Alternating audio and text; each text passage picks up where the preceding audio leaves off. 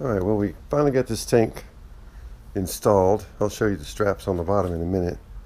There is rubber between this metal and the gas tank on both sides. There's also some rubber stripped out the bottom.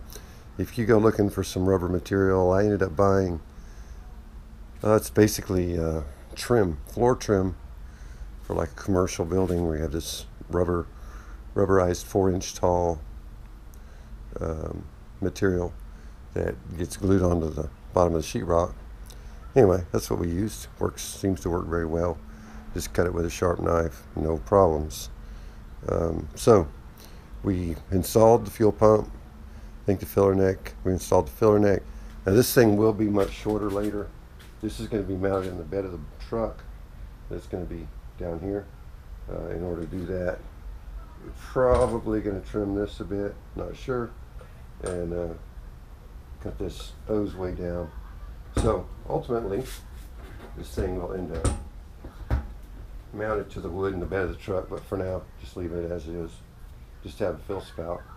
We need to get a level sending unit put in here in order to seal that up. I'd like to get fuel in here, and I don't want a bunch of moisture getting absorbed up in there. And so I think I'm going to go ahead and order my gauge set. Getting gauges from Auto Gauge, and they come with the level sender, so might as well get those ordered as to buy something else. Probably do a temporary cover over here for now, but we'll work it out. So the fuel pump is installed. Got 6 fittings connected to it. Still need to connect the vent line, obviously the wiring, and then we've got our hoses run temporarily. Well, they run permanently, but they don't have the, I do have some hold downs coming that aren't here yet. So when the hold downs get here, then we'll secure them better. If you look toward the front of the truck, hopefully you can see right in there, just past that tape measure, right in there is our fuel filter just inside the frame rail. And so that's on the line going to the front, and then the return line is just a single piece from the front. I'll show you the front where it hooks in a minute. Here's the vent solution for the differential. It's a 1/4-inch MPT fitting. Picked that up at Summit, and it's specifically a differential vent. So we're going to use that. It's in there now, Teflon taped and installed, so that's ready to go. The e-brake cable, we did get the intermediate cable for the e-brake, and it's running right in here. It runs all the way almost to the front of the cab, not quite yet.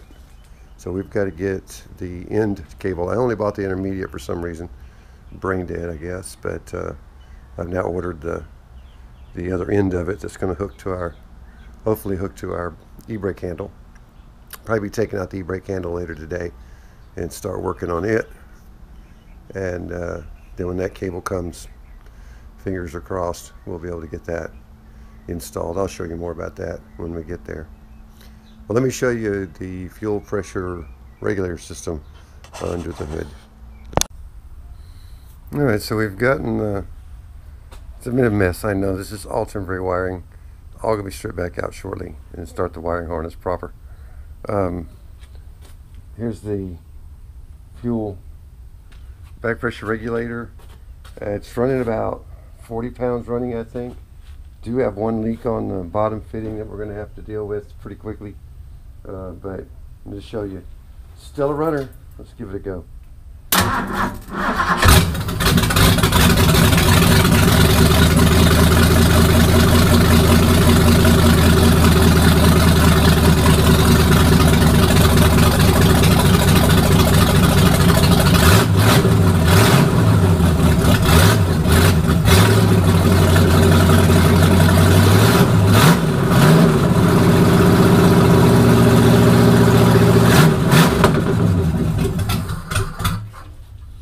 Still runs.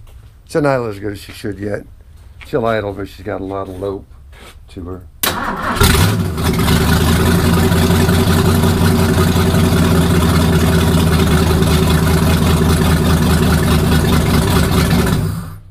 we got to get the oxygen sensor installed once we get the exhaust put in, and that should make life a lot nicer as far as idle quality goes.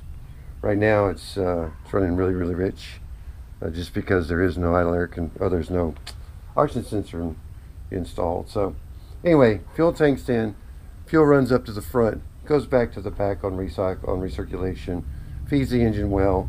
Need to fix that fitting. It's this bottom fitting right here.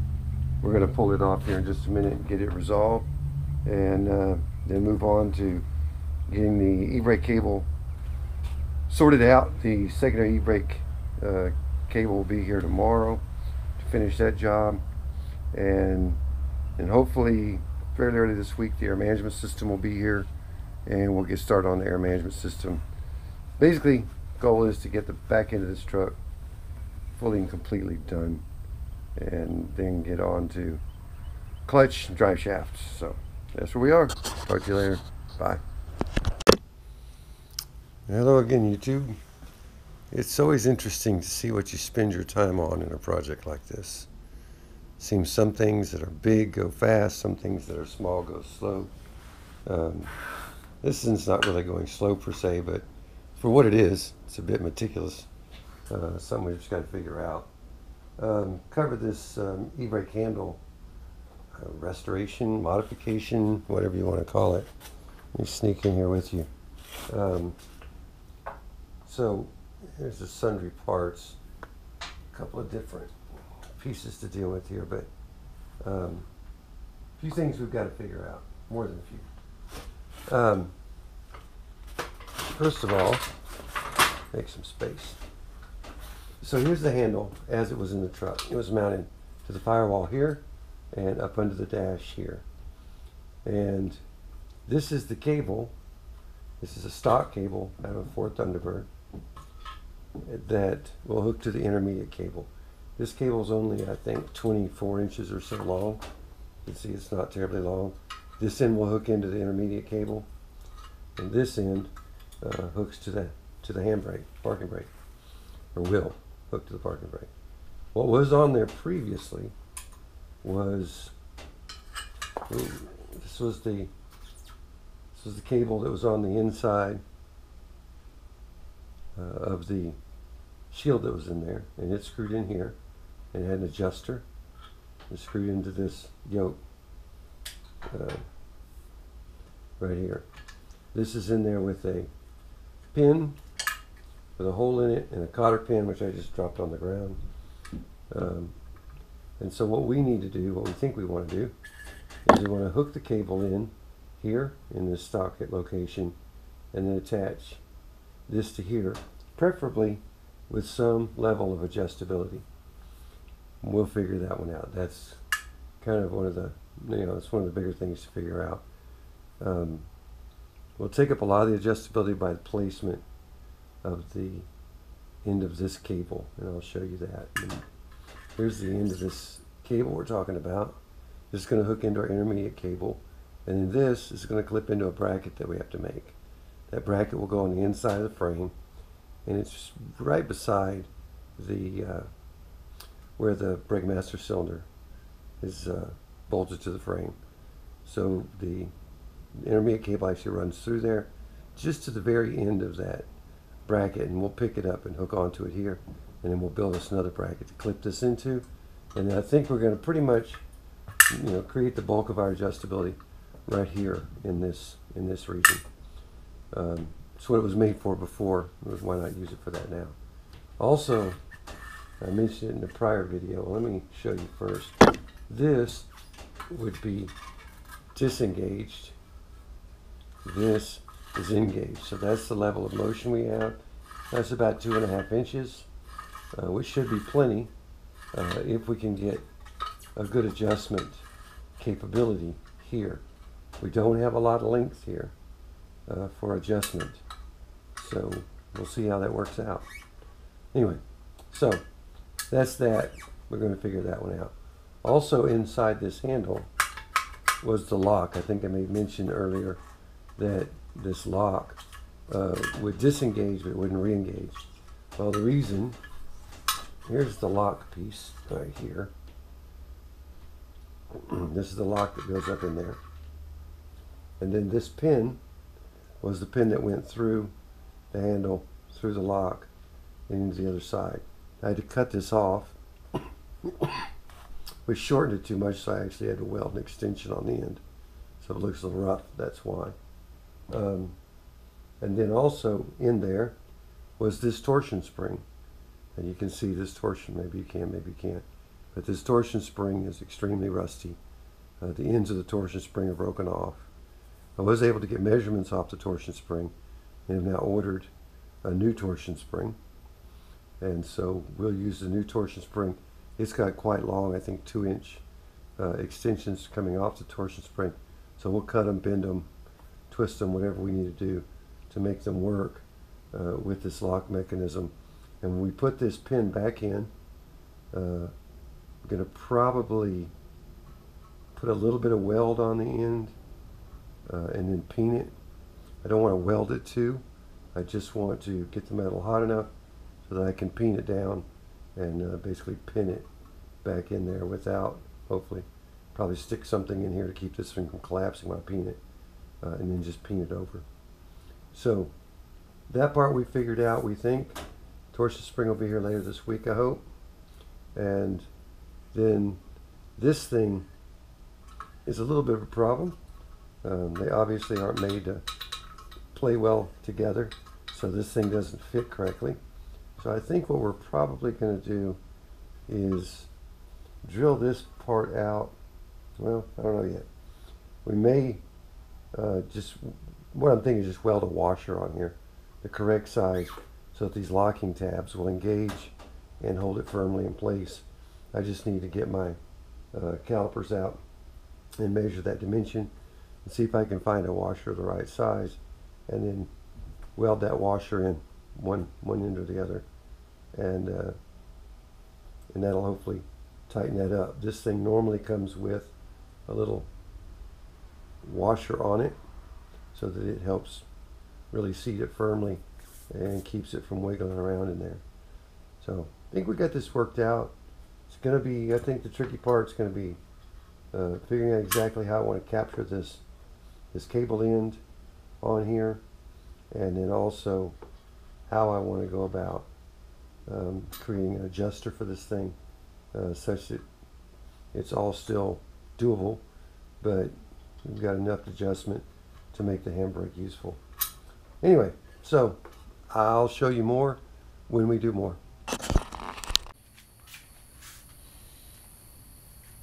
Alright YouTube, we're back again, and I'm going to go ahead and close out this video for now with this segment. I'm trying a new camera, trying new video editing software, so I just want to see how this is going to work out, and we'll move on to other things. Basically, this is, for now at least, the conclusion of the e-brake cable work. This is the e-brake handle. Here's the bottom of the e-brake handle down here. Here's our e-brake cable. We welded a washer on the bottom, and it was a 1/2-inch washer. We filed it out just a little bit, and so it's a nice fit. Then we created a little thing here that's going to catch our catch the end of our cable, and it ties into this yoke on the handle.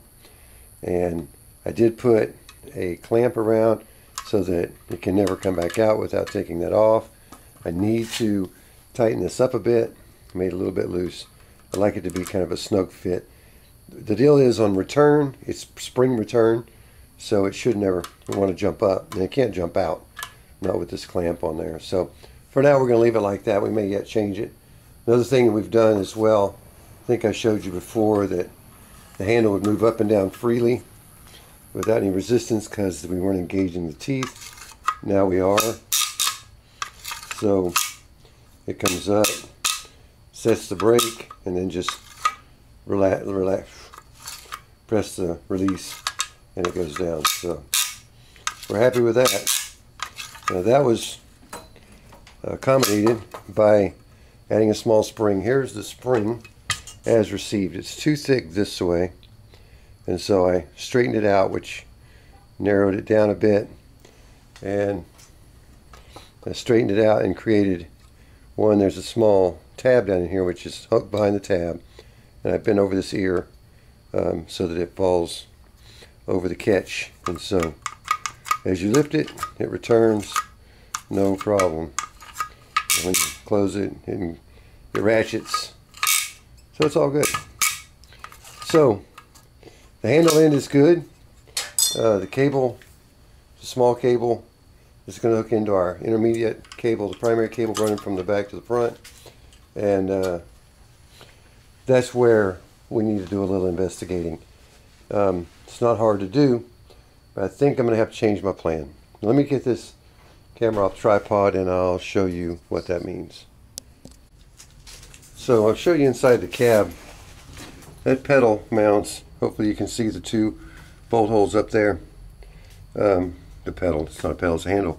Handle mounts from there up into the dash. And so that handle sits right here. I want that cable to come in somewhere in this area and come right up to that handle, and we're good to go. The struggle with that is, right now at least, I have the e-brake cable run down the inside of the frame.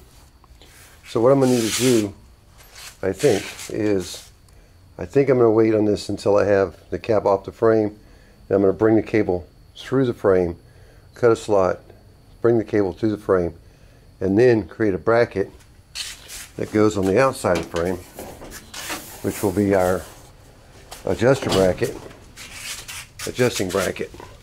And here's one of the reasons why. Initially I was going to bring it up on the inside of the frame rail. This is here under the hood. I'm going to bring it up into the inside of the frame rail. But one, it terminates behind the pedal bracket assembly, which we put on quite a few videos ago. And the other one is, that means I would need to have my tensioning system here on the inside of the frame. Well, I'm also going to have to probably put I'm not exactly sure yet where my clutch master cylinder connection to the clutch pedal will ride. I don't want to take this real estate up until I understand what that hydraulic clutch system is going to look like. So, and again, also we're talking about coming in. Here's those two holes we were looking at. Talking about coming into the cab, in this area, up to the bottom. So it just makes sense to be on the outside of the frame rail. So we're going to hold on the e-brake cable system until I have the cab off, and we can then deal with moving it through the frame, creating a bracket, getting the line up right. It'd just be easier. I've also got to make sure it doesn't interfere with the running boards, the running board brackets, a bunch of goodies that are there up underneath that outer edge of the cab. So we're going to call it done on the e-brake system for now, even though it's not yet functional. We'll get to it when the time is better. So from here on we go. Next thing is going to be the air management system. We're going to start getting that plumbed in at least, or getting the main equipment installed, and it'll probably hold the plumb in until we get the cab off. We'll see. I think things are just going to get easier if we do it that way. So that's it for this video. We'll talk to you on the next one.